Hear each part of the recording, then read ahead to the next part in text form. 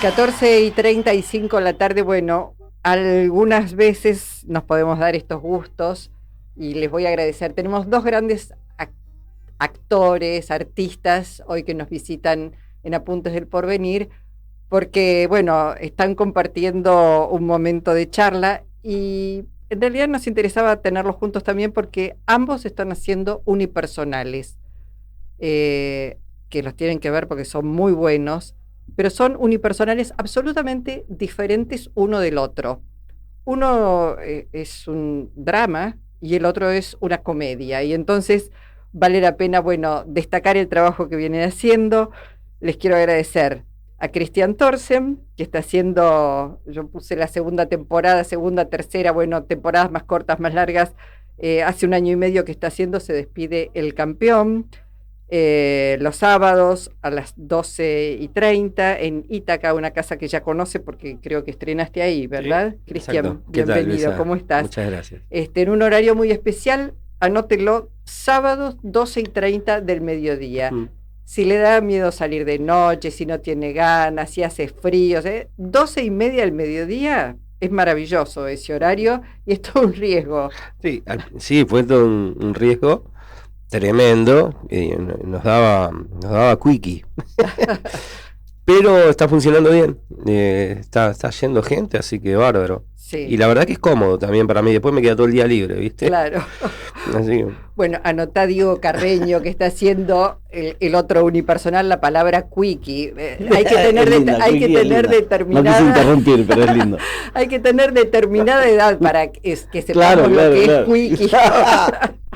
Bueno, Diego Carreño está haciendo, en este caso es autor y actor de La lengua es un músculo, pero el lenguaje es un virus, que va los martes 20 y 30 en el Piccadilly. Exacto, sí. Bueno. Hola, buenas tardes y muchas gracias por la invitación. Bienvenido también. Gracias. Vamos a decir que Se despide el Campeones de Fernando Zavala, con dirección de Mariano Docena, y un trabajo, voy a decir, de composición e interpretación que es muy, muy impresionante, Cristian. Gracias. Estamos hablando aquí de un entrenador, de un boxeador, sí. En una situación, yo podría decir, límite de profundo dolor, está despidiendo a quien era su discípulo. Exactamente, un joven boxeador que acaba de morir, que era su pupilo, lo estaba entrenando y bueno, murió.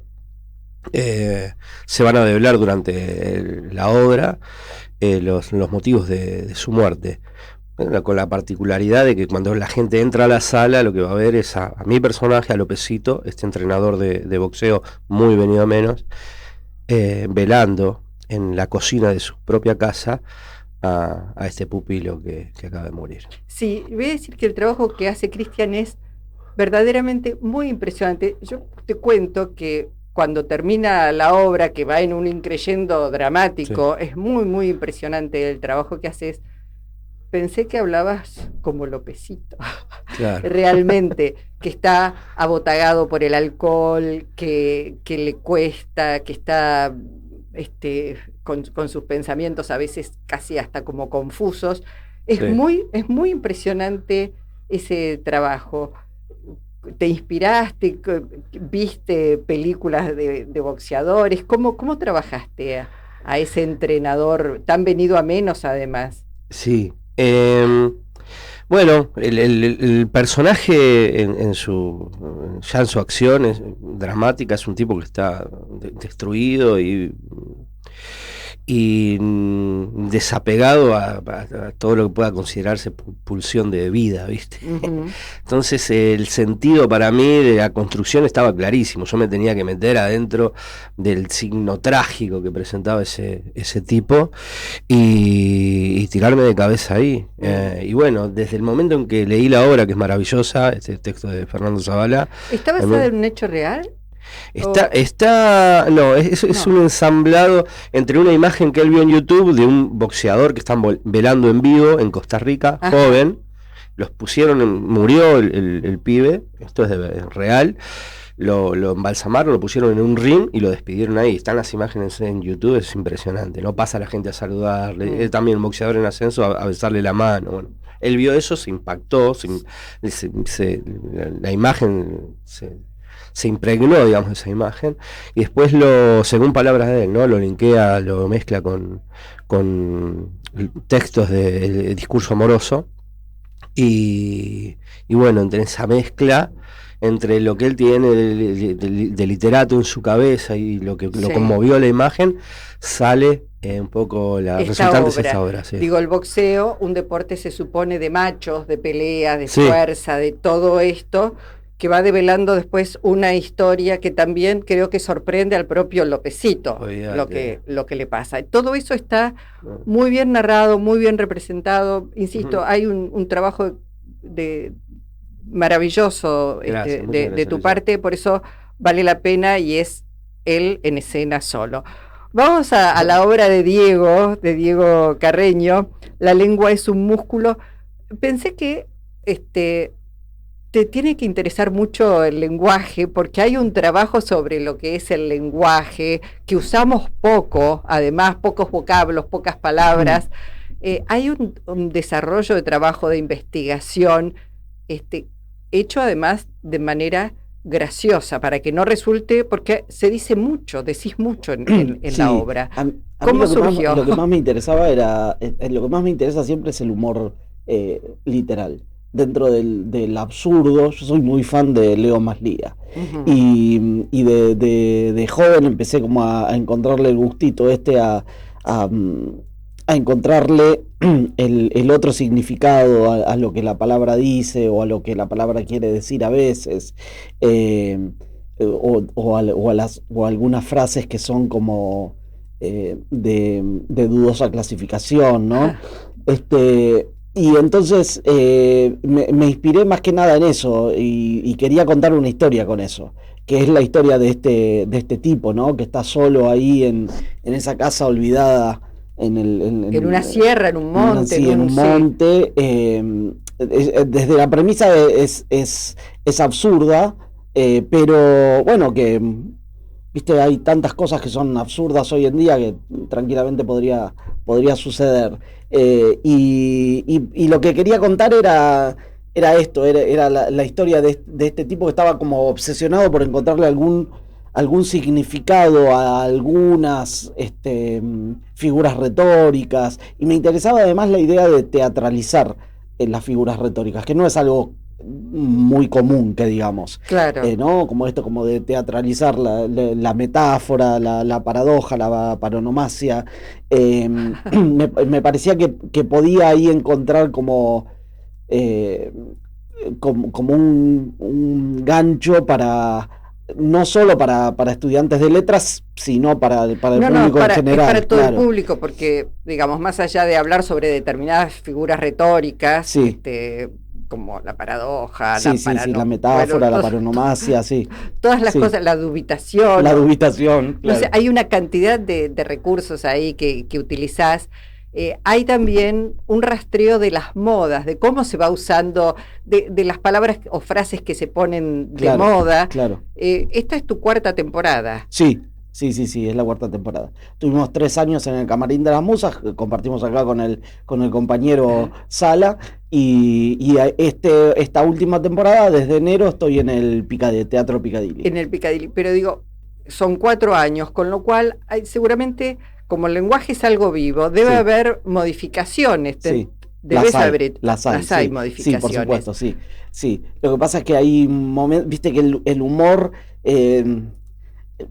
los que hacemos humor a veces estamos como muy apegados al efecto, ¿viste? Entonces sabés que probaste esto y funcionó, y te cuesta como cambiarlo.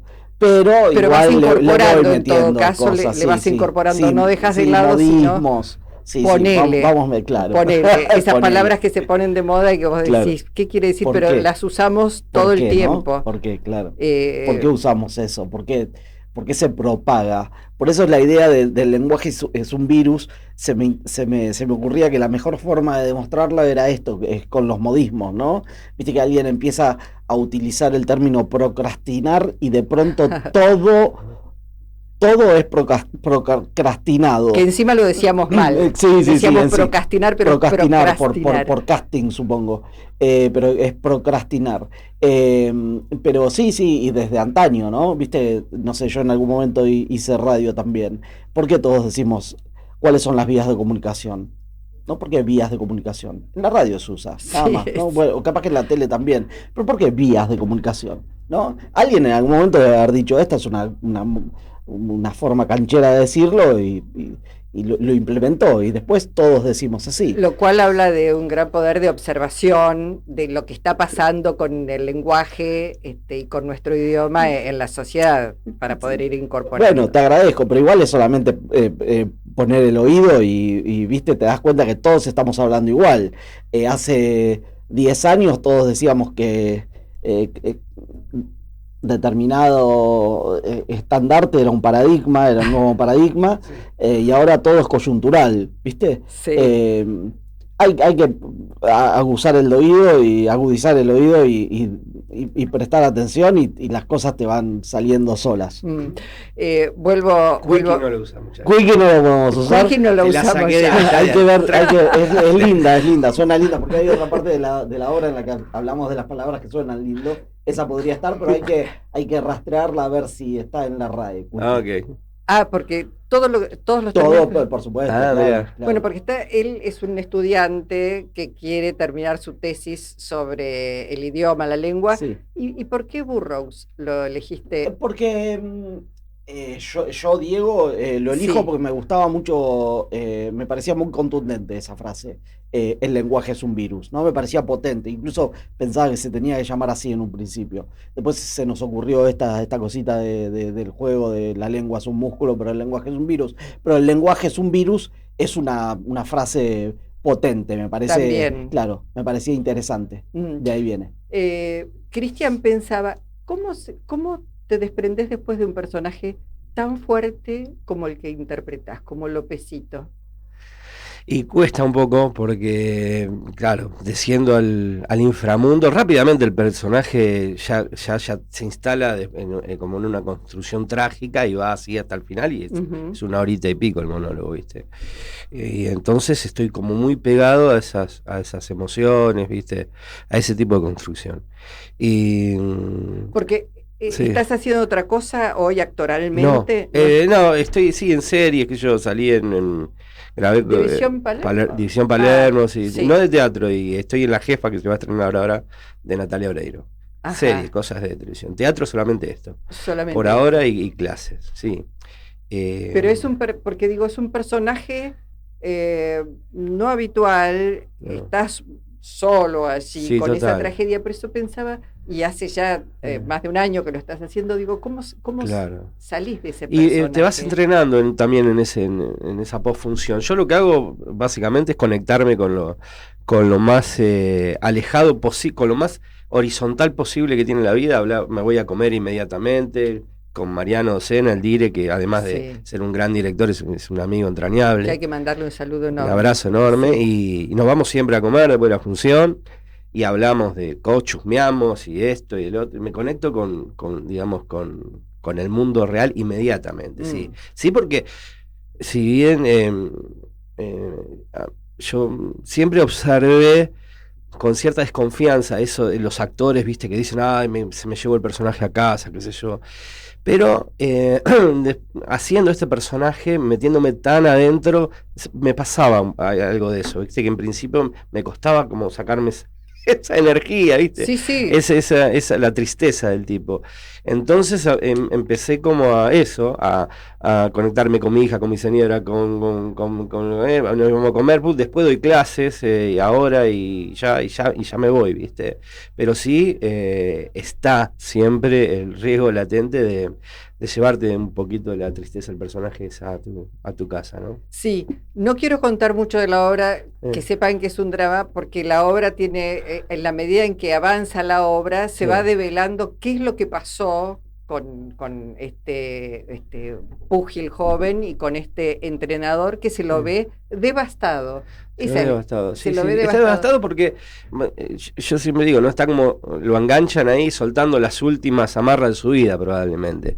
Le pasaron cosas horribles al tipo y bueno, está como en un último proceso de tratar de organizar en su cabeza todo eso. No puede hacerlo. Todo lo que él intenta como para darle un poco de razonabilidad Sí. a toda esa situación. Y bueno, y entonces va cada vez más abajo, ¿no? Hasta que, bueno, sucede lo irremediable. Es una una hermosa historia de amor para mí. Sí, sí. Eso me parece que está bueno remarcar. Es una profunda historia de amor. En alguien que no la espera, No, que se sorprende con sí, esa historia. casi fuera fuera de contexto, ¿no? O por lo menos no la espera él, ¿no? Y uno como espectador tampoco, ¿no? Es como que el contexto sociocultural, que si querés. Por eso remarco que esto que claro, es un deporte de machos, de claro, fuerza, de golpe, de claro, físico, bueno, claro, la obra se arma en un sentido que contenido por cierto contexto sociocultural y después la historia, la trama irrumpe con elementos, fuertes elementos externos que hacen que todo eso armado, todo lo que uno espera cuando se sienta a ver, como espectador / ciudadano promedio, todo eso estalle por el aire, ¿no? Y se arman ahí unas lógicas que nos hacen mirar como espectadores hacia otro lado, un lado más profundo, si querés, más oscuro y hasta en un punto más puro de nuestra propia humanidad. Sí. Y más humano. Claro, por eso. Yo te voy a decir, es la vida que te sorprende. Claro, a mí lo que me gusta es eso, no te deja mirar para otro lado la obra. Dice, acá está la humanidad de este tipo. Dejá el cel un ratito, dejá esto, dejá la charla horizontal y quédate acá mirando a este muchacho una horita, a ver qué pasa. Y bueno, a eso nos dedicamos todos los sábados ahí. Y lo que pasa es que vas a salir muy conmovido, muy conmovida, te va a encantar, y insisto, es un trabajo magnífico el que hace Cristian Thorsen. Gracias. Los sábados en Ítaca a las 12:30 del mediodía. Contamos un poco también de La lengua es un músculo. Sí. Síntesis de una hipótesis sobre antítesis de una tesis. De una tesis. Sí. Nos vuelve locos. Tenés una escenografía además, Diego, que es increíble, porque sí, te transporta al pasado también, ¿no? Te transporta al pasado y además y a la obsesión del y a la muchacho, obsesión. claro. Hay como una cosa al límite también con la locura, con la locura, en esa tesis que está preparando hace 24 años el personaje, claro, nada más ni nada menos. Yo creo que igual, viste que yo no fui tesista nunca, pero me encuentro con muchos que vienen a ver y que se encuentran, como ellos dicen, en situación de tesis, y hay un cierto grado de locura, ¿viste? Sí. Que están trabajando. Y me gustaba contar esto, del tipo este que está absolutamente obsesionado por lo que quiere terminar de elucubrar, ¿no? Por eso esa gran pared como con pistas, con resúmenes, con todo. Yo quería que todo fuera papel, ¿viste? Sí. A él lo mandan sus padres a esta casa del cerro, y yo me imaginaba que tenía que ser una casa como abandonada, a la que nadie fue durante mucho tiempo. Entonces están todos estos artefactos analógicos, ¿no? Como de un contestador automático. Claro. La máquina de escribir es maravillosa. Quienes hace mucho tiempo trabajábamos con máquina de escribir. Claro, totalmente. Hay contestador automático, hay un tocadiscos, pero de los viejos, no de los actuales que son como cool, ¿no? Como, sí. Algo viejo. Todo se hace como manualmente, ¿viste? Él anota cosas y las pone y las saca de esa. Y bueno, hay un entrenamiento ahí, está bien, son 4 años, seguramente el público también reacciona de manera diferente, no son todas las funciones iguales. No, por supuesto que no. Hay A mí si bien detrás hay una historia dramática detrás, a mí siempre me gusta contarlo a través del humor porque me parece que es como el modo más simpático que encuentro yo, ¿no? Admiro mucho a la gente que puede trabajar otros códigos como acá Cristian, pero a mí me sale más naturalmente esto. Y lo haces muy bien, hay que decirlo. Gracias. Pero sí, el humor tiene esto, ¿viste? Muchas veces la respuesta no es la misma en todo momento. Y hay gente además que se conecta más con la historia dramática de trasfondo. Es que es mucho más difícil, y lo admite todo el mundo, hacer reír que hacer llorar. Voy a decirlo. Bueno, yo no estoy muy de acuerdo con esa cosa. No, porque hacer llorar debe ser dificilísimo. Lo que puede llegar a ser, digo, si vos estás mirando una película, yo no recuerdo haber llorado en el teatro. ¿Vos lloraste en el teatro? No. Hacer llorar en el teatro debe ser dificilísimo. Lo que probablemente para algunos actores sea más difícil hacer reír que hacer drama. Pero que hacer llorar, no. Hacer llorar te tiene algo que te tiene que conmover mucho. Viste que generalmente el llanto, la lágrima se te da como en situaciones más como íntimas, capaz que mirando una película en tu casa, que te toca algún nervio, pero en el teatro estás como muy... No sé, a mí no me pasó nunca llorar en el teatro, ¿eh? Sí, capaz que de emocionarme un poco con una actuación, con alguna... Bueno, a eso quizás me refería, no a llorar literalmente, sino a conmoverte, no a que sientas, una emoción. Sí. Bueno, repito, ya me están diciendo, bueno, la lengua es un músculo, pero la lengua es un virus. Va los martes 8:30 en el Piccadilly. Las entradas son por PlateaNet. Sí, bien. Bien, y no se lo pierdan, van a salir encantados. Muchas gracias. Y van a de pronto volver a descubrir lo que es nuestro idioma y todas las posibilidades que tiene, realmente, porque es increíble el trabajo que hiciste. Muchas gracias. Y se despide el campeón en Ítaca los sábados 12:30 y las entradas se compran por... Alternativa Teatral o en la boletería del teatro, que Ítaca está todo el día abierto, así que mándense nomás.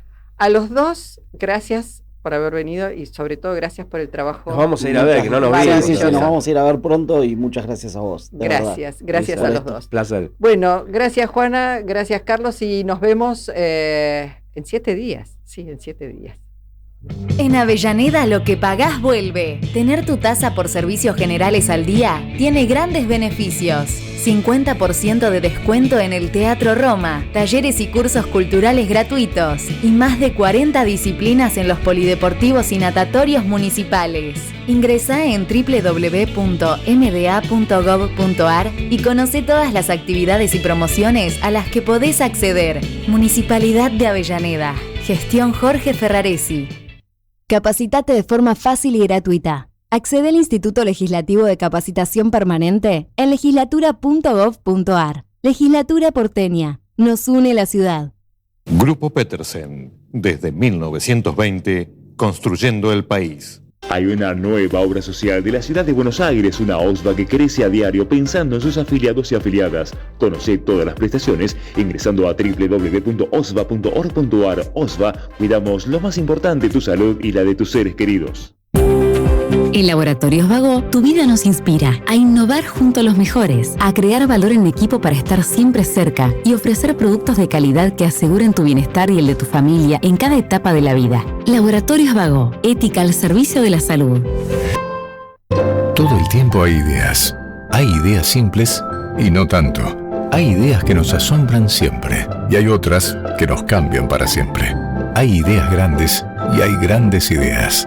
Hay muchas ideas. Lo importante es que funcionen. Como Banco Credicop, el banco cooperativo ideado para que nuestros sueños se hagan realidad. Hay otra idea de banco y funciona. Súmate. Banco Credicop Cooperativo. La banca solidaria. Cartela comercial y de consumo. Consulte productos y servicios en www.bancocredico.com o a través de Credicop. Responde al 0810 888 4500. desde www.larz.com.ar, con estudios ubicados en Callao 194 de la Ciudad Autónoma de Buenos Aires. Transmite La RZ, una radio del Grupo Sónica. Legislatura porteña. Entérate de todo lo que estamos haciendo. Ingresá a legislatura.gov.ar para saber más. Nos une la ciudad. En la Defensoría del Pueblo de la Ciudad Autónoma de Buenos Aires trabajamos cada día para estar más cerca tuyo. Por eso tenemos una nueva línea de WhatsApp para que hagas tu reclamo. Escribinos al 11 7128 8301. Simple, rápido, accesible y podés contactarnos desde cualquier lugar. Estamos para defenderte, ahí, donde vos estás.